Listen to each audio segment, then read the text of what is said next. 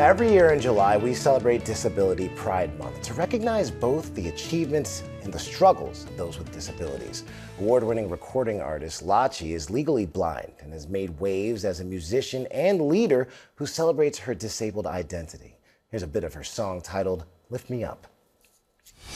When the days get way too rough and the stars don't shine enough, it's you who lifts me up, it's you who lifts me up.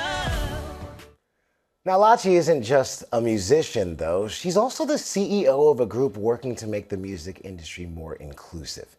Lachi joins us now to discuss disability pride in the music industry and the release of her new book titled "I Identify as Blind." Lachi, it is so great to have you here.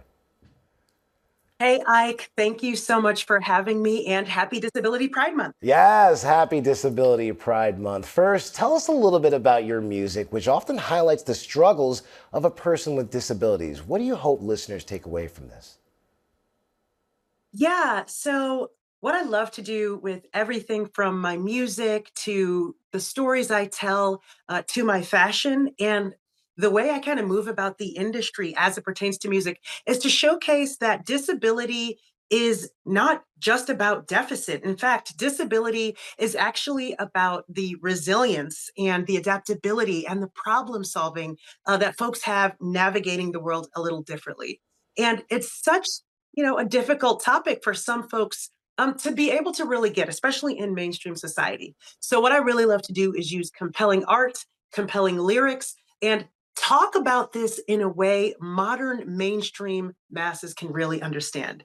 And that's what I hope to do through my music. Now, you've gone beyond the recording studio to help people with disabilities. Tell us about your organization, RAMPed.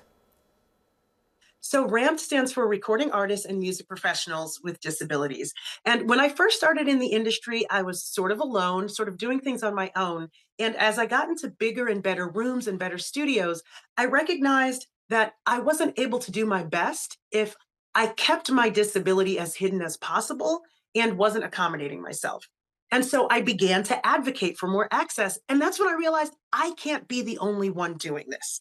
And I was absolutely right. I found other professionals like me who had disabilities or were neurodivergent or had mental health conditions or chronic conditions that were also navigating this professional space and needed other people to talk to and camaraderie with.